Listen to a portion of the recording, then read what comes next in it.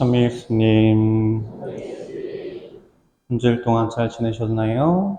네, 이번 주는 연중 제23주일이고 내 형제가 너에게 죄를 짓거든 이라는 예수님의 말씀을 통해서 우리가 나에게 여러 가지 잘못과 여러 가지 실수와 그런 것들로 상처를 입힌 형제를 어떤 마음으로 대할 것인가, 그리고 왜 그렇게 대해야 하는가라는 문제에 대해서 살펴보도록 하겠습니다.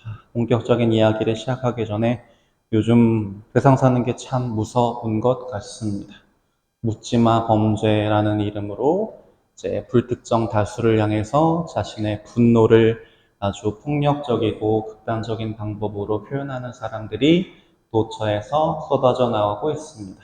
묻지마 범죄, 공공장소에 있어 여러 가지 있었던 살인 예고 글들, 그리고 여러 사람들을 공분하게 만들었던 너클, 강간살인범 등 굉장히 사회가 무섭게 흘러가고 있는 모습입니다. 그런데 사실은 저 범죄를 묻지마 범죄라고 불러서는 안 된다라고 하더라고요. 우리는 알게 모르게 우리는 너희가 그런 죄를 왜 저질렀는지는 묻고 싶지 않아 라는 이야기를 하는 것이기 때문입니다. 그거를 물어야 그런 상황들을 왜 일어나는지를 이해해야 막을 수 있는데, 그것을 묻고 이해하려고 하는 마음은 없고, 네가 그렇게 큰 잘못을 저질렀으니 너는 살인죄를 받던가 아니면 평생 감옥에서 썩어 라는 식으로 극단적인 처벌만 강조하는 모습이기 때문이죠. 아무튼 이런 모습들을 볼 때마다 이제 사람들은 이제 생각들을 하게 됩니다. 마음속에서 분노와 화가 치밀어 올라서 요즘 한창 저런 이야기들이 많이 나오죠. 사형제도를 그렇게 폐지하는 게 아니었어. 저런 나쁜 놈들은 당연히 사형에 처해야지. 왜 내가 낸 아까운 세금으로 저런 인간 같지도 않은 놈들 밥을 줘야 해? 라는 이야기를 하는 사람들이 생기고 있고, 또 우리가 한때 논의하다가 말았던 그 가석방 없는 종신형, 저거 해야지. 저 사람들이 감옥에 있는다고 한들, 거기서 10년, 20년 썩는다고 한들 사람은 안 바뀔 거잖아. 나와서 또 범죄 저지르고 또 누군가의 목숨을 빼앗으면 어떡해? 그러니 다시는 세상의 빛을 못 보게 막아야 해 라는 논의들도 이루어지고 있습니다. 근데 사실은 이런 것들을 예수님께서 바라실까를 잘 생각해 보면 그렇지 않을 거예요. 예수님은 오늘 복음을 통해서 분명하게 말씀하고 계시기 때문입니다. 너희의 형제가 너에게 죄를 짓거든 그놈을 사형시켜라 라고 하신 적도 없고, 다시는 세상에 못 나오게 감옥에 가둬라 라고 하신 적도 없어요. 여러 단계에 거쳐서 우리가 그 사람을 용서하고 다시 공동체 안으로 받아들여야 함을 강조하고 계시기 때문입니다. 그렇게 하시는 이유는 무엇이냐? 악인들을 공동체에서 완전히 격리한다고 해서 우리 사회가 정말 정의롭고 안전해지는 게 아니기 때문입니다. 고양이가 쥐를 몰다 도망갈 곳 없는 구석까지 몰아가면 쥐도 고양이를 물어요. 실제로 일어나는 일입니다. 사람이 사지에 몰려서 이판사판이 되면 무슨 일을 저지를지 누구도 예측할 수 없습니다. 그럼 굳이 내 형제를 이판사판의 상황으로 몰아갈 게 아니라 어떻게 하면 그런 극단적인 상황이 되기 전에 함께 머리를 맞대고 얽힌 실타래를 풀 수 있을까를 고민하고 하나씩 하나씩 문제를 해결해서 나에게 상처 입힌 그 사람을 원수로 내버려 두지 말고 용서와 이해와 사랑으로 그를 다시 형제로 되돌리는 작업을 마무리해야 우리 사회가 비로소 정의롭고 안전한 사회가 될 수 있는 것이겠지요. 그래서 그런 방침은 에제키엘 예언서에 적혀있는 이 말씀을 통해서 우리는 하느님께서 바라시는 것이 무엇인지를 분명히 확인할 수 있습니다. 나는 악인의 죽음을 기뻐하지 않는다. 오히려 악인이 자기 길을 버리고 돌아서서 사는 것을 기뻐한다. 돌아서라. 너희 악한 길에서 돌아서라. 라고 하느님께서는 에제키엘 예언자를 통해서 말씀하고 계시고, 그리고 오늘의 제1독서에서 우리에게 굉장히 무겁고 또 무서운 경고와 권고의 말씀을 하고 계십니다. 내가 악인에게 그 악한 길을 버리도록 경고하는 말을 하지 않으면 그 악인은 자기 죄 때문에 죽겠지만 그가 죽은 책임은 너희에게 묻겠다라고 하십니다. 굉장히 무겁고 또 무서운 말씀이죠. 우리는 그동안 악인들이 저지른 잘못은 쟤들 책임이고 쟤들이 잘못된 거니까 나랑은 아무 상관없어 라는 식으로 울타리를 둘러치고 쟤들은 죽어야 해, 쟤들은 평생 감옥에서 썩어야 해 라고 처벌하고 단죄하는 것만 생각했는데 하느님께서는 우리의 무거운 책임을 분명하게 상기시키고 계신 겁니다. 우리에게 이렇게 무거운 책임이 주어지는 이유는 우리가 하느님의 자녀이기 때문이고 하느님의 자녀로서 그분께 많이 사랑받고 사랑받고 있는 존재이기 때문입니다. 큰 사랑에는, 큰 권한에는 그만큼 큰 책임이 따르는 것이 하느님께서 당신 자녀인 우리에게 바라시는 모습이기 때문입니다. 그래서 우리가 미움과 원망, 나만 생각하는 이기심과 개인주의, 그리고 나 말고 다른 사람들은 뭐 어떻게 되든 상관없어라고 생각하는 나태함과 게으름 때문에 우리에게 주어진 저 예언직, 잘못을 저지르고 있는 사람들을 올바른 길로 되돌려야 하는 그 예언직의 소명을 소홀히 한다면 하느님께서는 그 악인을 구원하지 못한 책임을 우리에게 물으실 겁니다. 우리가 하느님의 사랑받는 자녀이기 때문이고 큰 은총과 사랑에는 그만큼 큰 책임이 따르기 때문입니다. 예수님께서도 이런 하느님의 원칙을 다시 한번 확인하시면서 내 형제가 나에게 죄를 지었을 때 그 형제를 어떻게 대할 것인가 라고 하는 문제에 대해서 오늘 복음에서 총 4가지 단계에 거쳐서 이야기하고 계십니다. 첫 번째 단계는 내 형제가 너에게 죄를 짓거든 가서 단 둘이 만나 그를 타일러라 라고 하십니다. 승희라, 회사에서 너를 아주 애매하게 은근하게 괴롭히는 상사가 있어. 그럼 너는 보통 어떤 태도를 취하니? 그 상사에게 정면으로 가서 이보십시오 부장님, 저한테 오후 5시에 그런 일을 떠넘기는 건 너무 부당하다고 생각하시지 않습니까? 라고 대놓고 말할 수 있습니까? 없지요. 보통 어떤 스탠스를 취하지? 내 동기한테 가서 야, 그날 어제 또 김 부장 이 개삐리리가 나한테 5시 나 또 야근했잖아 라고 하는 게 우리의 일반적인 모습입니다. 물론 그 사람이 아주 드물게 승일이를 너무 미워하는 나쁜 사람이라 일부러 고의적으로 승일이를 괴롭혀 주려고 하는 경우들도 100에 한 건 정도 있을 수 있지만 많은 경우에는 자기가 그렇게 하는 행동이 뭐가 잘못됐는지 상대방이 뭐를 불편해하고 아파하는지를 몰라서 하는 경우가 대부분입니다. 그런데 문제는 내가 이 사람과 나의 문제에 대해서 이 사람과 다이렉트로 해결하지 않고 여기에 가서 야, 김 부장 그 개삐리를 시작하는 순간 그 김 부장은 모든 사람에게 진짜 개삐리리가 돼요. 이게 문제입니다. 그걸 하지 말라고 하시는 거예요. 그를 정면으로 대면해서 이씨 나한테 왜 그래? 라고 말할 용기도 없으면서 그 상황을 내가 직접적으로 어떤 어려움이 있던 어떤 부당함이 있던 해결할 의지도 없으면서 그냥 다른 모든 사람 앞에서 내 편 들어주는 사람 앞에서 그 사람을 완전히 나쁜 사람 만들어서 내 속이 시원해지기를 바라는 일을 하지 말라고 하시는 겁니다. 왜 그럴까요? 그 이야기가 나중에 돌고 돌아서 정말 그 개삐리리인 김 부장 귀에 들어갔어요. 그때는 어떤 상황이 벌어질까요?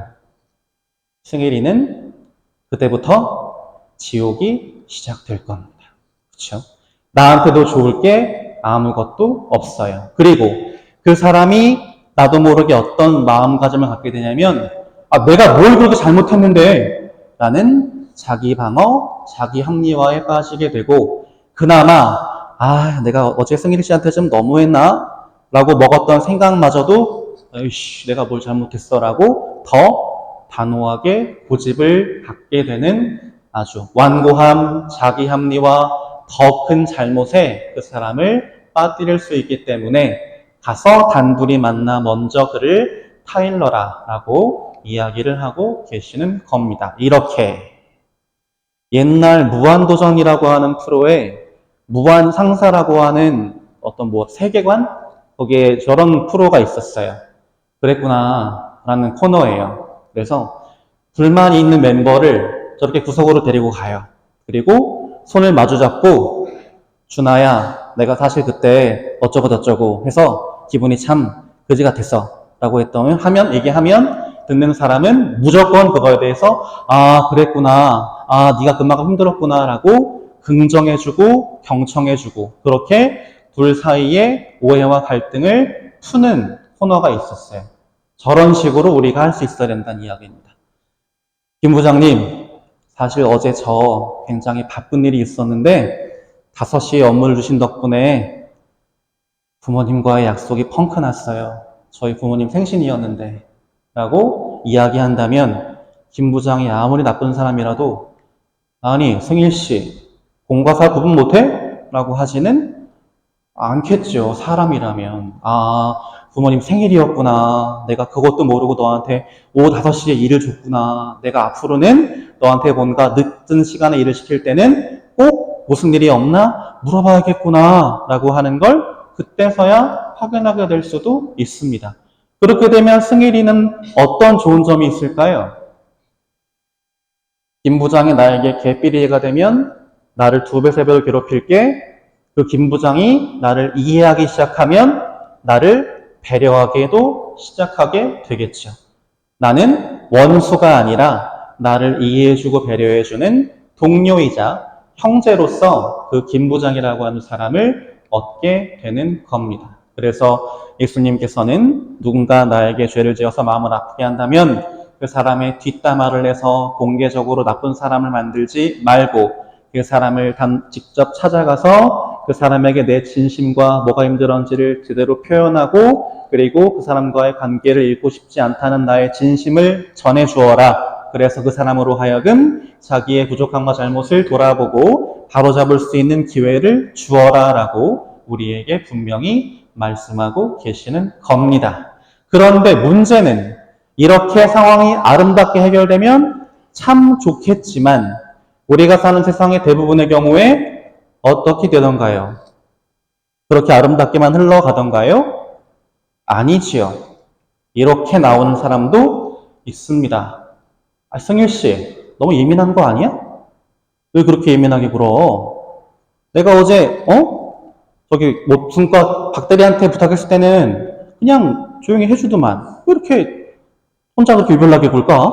라고 하는 사람도 있습니다. 지금 굉장히 저를 얄밉게 째려보는 친구들은 직장에서 그런 상사들을 만나본 사람이겠죠.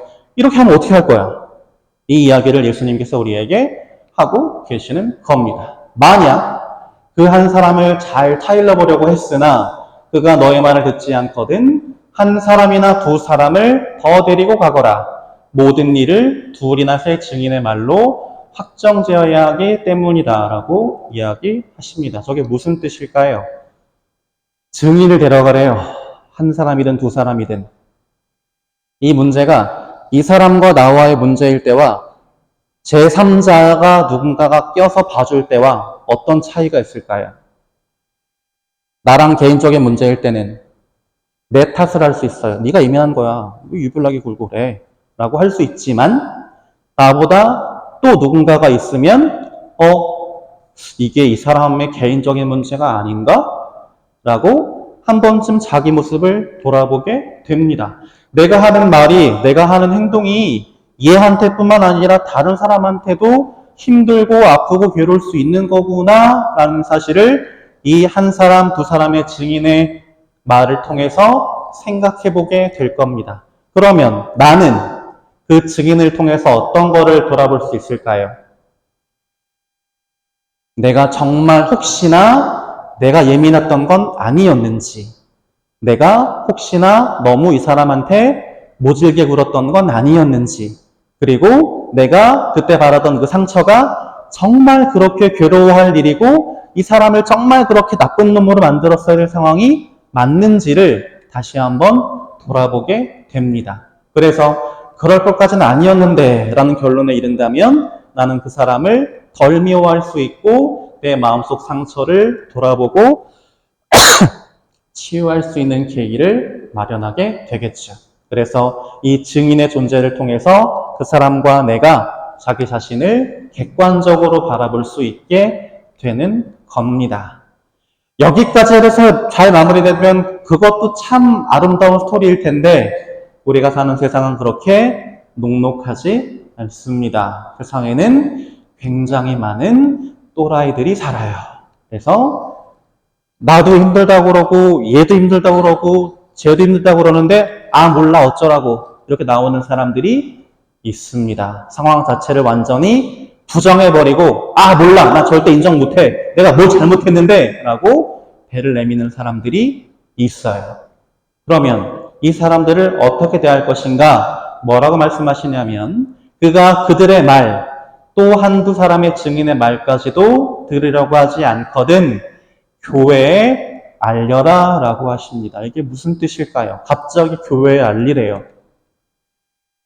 승일이랑 서영이랑 대판 싸웠는데 오늘 미사 끝나고 근데 그 대판 싸운 거를 둘이 해결해 보려고 했으나 머리끄댕이 잡고 싸웠고 그래서 증인으로 보미 누나를 데리고 왔지만 보미 누나의 말도 듣지 않고 그래서 상황을 해결 못하고 저한테 얘기하는 거예요.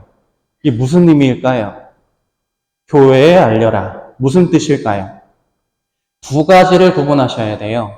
오늘 복음에서 예수님이 하시는 말씀은 제자들에게 하시는 말씀입니다. 예수님을 똑같이 따르고 같은 믿음을 가지고 함께 사는 사람들의 사이예요. 그래서 세속적인 경찰서 가자라고 서영이가 승일이를 경찰서로 끌고 가는 게 아니라 어떻게 해서든 이 교회 안에서 교회 공동체 안에서 이루어진 일은 이 안에서 마무리 지으라는 뜻이기도 합니다. 또 한 가지는 가서 신부님한테 일러 그리고 너 억울하다고 하소연해 이런 뜻이 아니라 교회에 알려라라고 하는 말은 무슨 뜻이냐면 그 사람을 단죄하고 처벌하는 그 모든 일들을 누구의 손에 맡기라는 거냐면 하느님의 손에 맡겨라 라는 뜻입니다. 직접 하려고 하지 말고 직접 하면 뭐가 돼요?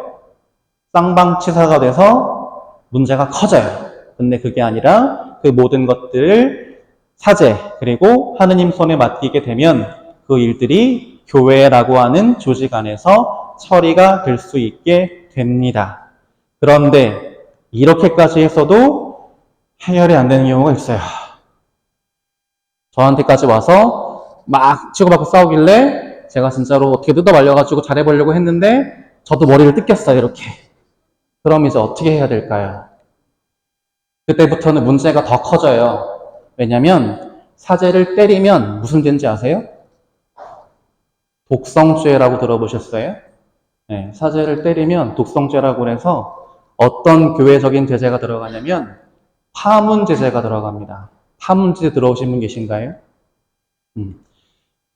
지금부터 할 이야기가 그 얘기입니다.